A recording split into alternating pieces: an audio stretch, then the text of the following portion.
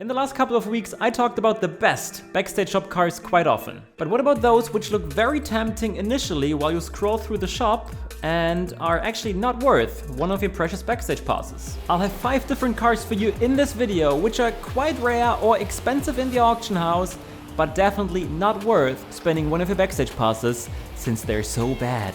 I'm already looking forward to some of the comments. Our number 1 pick, the McLaren 765 LT, and I'm your favorite German potato.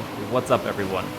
And yes, we are racing this McLaren right now in Horizon Open S1 class racing, so you definitely have to tune this down to S1 to be somewhat decent, but just check this race, guys. For every single car, I'm going to show you a specific race, and this always shows you that these cars are definitely not worth your backstage pass.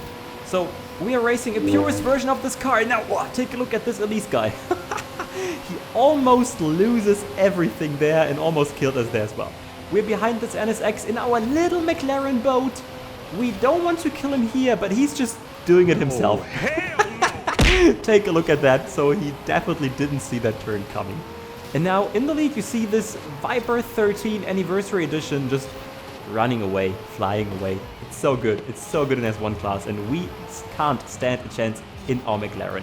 But what you also see is that we're blocking the Elise so much here. As you can see, like, I gave everything there to get around this turn, but the car just didn't steer. And the Elise behind us, you know, he just wants to go. He just wants to overtake us. But I have a fat ass in this moment, as you see. So here again.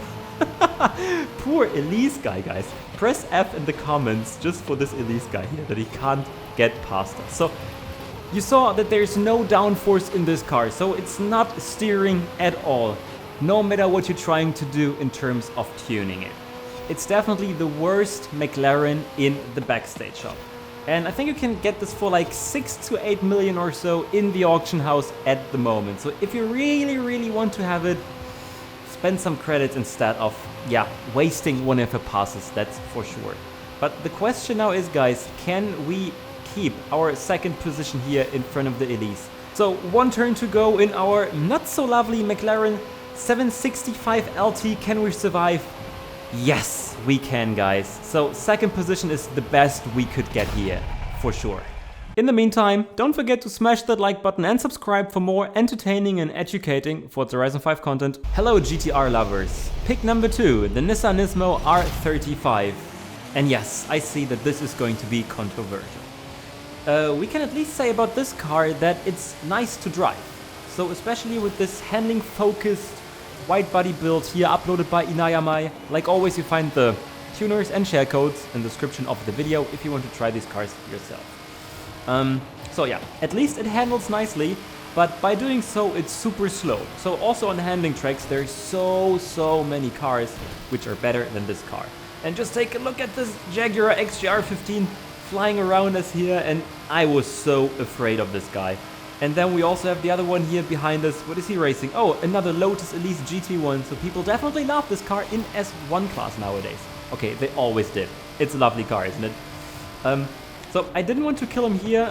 He's got a decent line, definitely not so much less handling than us, but at the same time, so much more speed.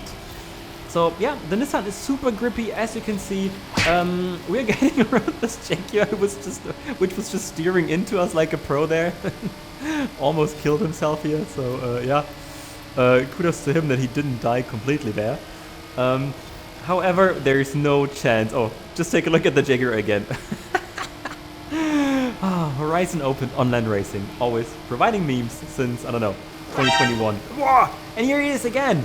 So he just did this mistake and then he's just flying around us again.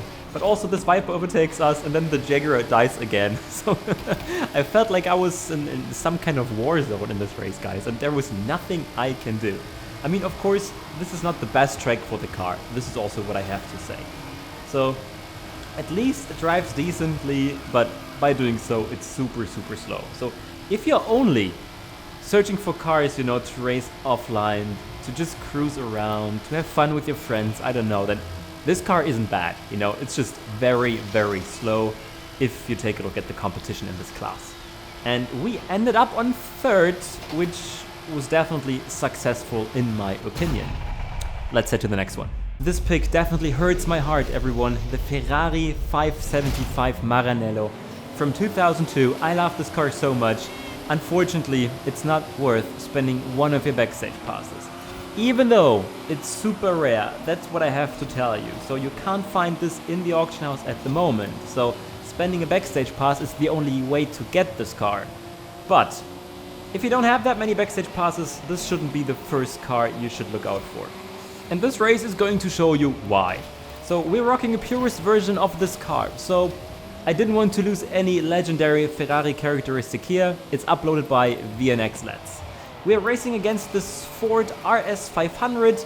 In the lead you've got a 911 Turbo, and this guy called Sinaloa Wen is driving a Ford Shelby Cobra, and he's just flying away, guys. So you won't see him anymore in this race. Well, we already have this fight here against the Ford, so he doesn't let us any space here, but then he makes the mistake, but he blocks us while doing this mistake, so I couldn't get past him. That's the problem. So, can we have a chance here? We are fighting against the Ford and the Turbo. That's what I'm already going to tell you guys. So this is going to be some kind of back and forth. The racing action is going to be interesting. Even though, again, I felt like, you know, I'm coming with a knife to some kind of gunfight, you know. So we're drifting a bit here, so the grip of the car isn't really the best, you know. And at the same time, it doesn't really steer that good. So you have wheel spin, but also no downforce. Yeah, it's really, really slow. That's what I can tell you. But I'm fighting. I'm someone who always fights.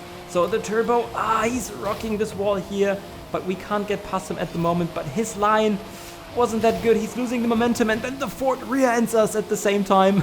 And he basically pushes us around the 911 Turbo. But this Ford, he just wants to overtake. Take a look at this. He's trying everything, and then their Turbo's also there.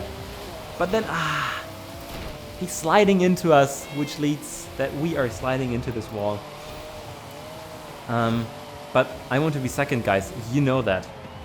In this not so lovely Ferrari, unfortunately. And take a look at this. My acceleration is so bad. So they can always rear end me while accelerating out of these turns. But at the same time, I'm not getting closer in the turn. And this always shows you how bad this car is. And yes, it's also not better if you just all-wheel drive swap it and try something. So it's always pretty slow. Can we get the Ford? Can we at least become third? Yes, it's only third though. But hey, it's the podium. Better than nothing. Jeremy Clarkson was right after all. Our number 4 pick, the Zenvo ST1. Will we be able to finish the race, or will it catch fire by trying so? Let's see, guys. It's another Boaty McBoat challenge here in S1 class. So I forgot to tell you that the Ferrari in the race before was A class, and this here is S1 class, and I try to survive this sprint. So this car doesn't really have any grip, as you can see. We are driving a rear-wheel drive version of this car tuned by PTW Cirno. We still have more grip than this Lamborghini there, it seems. Who just crashed into this wall like a pro, but this is it. There's no downforce, no grip, and I was so lucky that this guy behind us didn't kill us. Thanks for braking at the right time, mate. Whoever you are, I love you so much, man. So while we try to survive this race, as you can see, the grip is so bad here. And you know, it's so powerful, but also so heavy. That means you don't really feel the power of this car. I mean, at least the pull is somewhat okay, you know, when it comes to mid-speed acceleration, as we see now. So this Porsche in front of us, he made this mistake, the 911 GT3 RS here. I think it was the Forza edition. So I survived this, I overtook him, I'm on the podium position here. But you definitely saw that this car is really, really bad, and it's not worth spending one of your backstage passes. However, it's super rare. Before recording this, I couldn't find a single one in the auction house. Pick number 5, the Audi RS7 Sportback. We're back to A class, so it's getting a bit slower now. It's an all-wheel drive car, but again, a purist. So no Forza Aero, no engine swap, nothing at all. Tuned by VNX Letz. Let's see what's going on here. What we can already see is the car doesn't really have speed. Which already isn't a good sign, since we know it's a purist means the handling should also not be that good, right? Well, we just overtook the random cat enjoyer. Let me know in the comments which is his favorite cat. Or which is your favorite cat, guys? Should we do some cat content? That's my question here. While we hunt this AMC gremlin, we rear-end him, but he still gets the corner in a very, very nice way. So we just helped him to be quicker here, actually. Which is actually pretty nice. However, it's going to get spicy with this person, I can tell you that. While the guy in the lead is jumping around a bit, he's lagging. So yeah, this Lancer is definitely doing some dancing moves for us here in the lead. Well, we see that the gremlin can't really, I don't know, handle his car, it seems. And now he's definitely way too late on his brakes. Take a look at this. Oh my god. So he's drifting around there and we are here. We overtake him. And yeah, in a very, very fair way. And now he's on the left. I'm already late on my brake. And he's even later. And he's just, yeah, dive bombing us there. And I'm telling him, look out. Because, hey, you know, we're both on the track here. And then he's saying, clap, clap. Mate, karma is striking sometimes. We all know that. But let me tell you in the meantime that the Audi basically doesn't have any speed, any acceleration. The handling is very, very mediocre.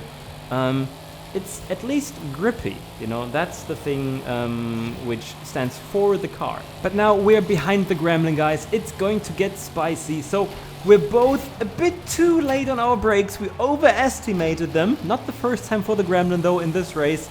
And now, let's say, I didn't let him back on the track while he was just going over this grass there. And yeah, we lost him right afterwards. So he initially quit afterwards. And we also lost the Lancer guy, by the way, as you can see. So we are winning this race. I don't know how, I don't know why, but we did it, guys. The last race in this video and finally a win. A pretty clean one. And now let me know in the comment section if there was any backstage car you got, but then instantly regretted afterwards. Now definitely check out my latest BMW A-Class video in which our lovely Johnson Racing community collected the best BMWs for you guys. Definitely check it out and copy those tunes. I'm your favorite German potato. Thanks for watching. Cheers.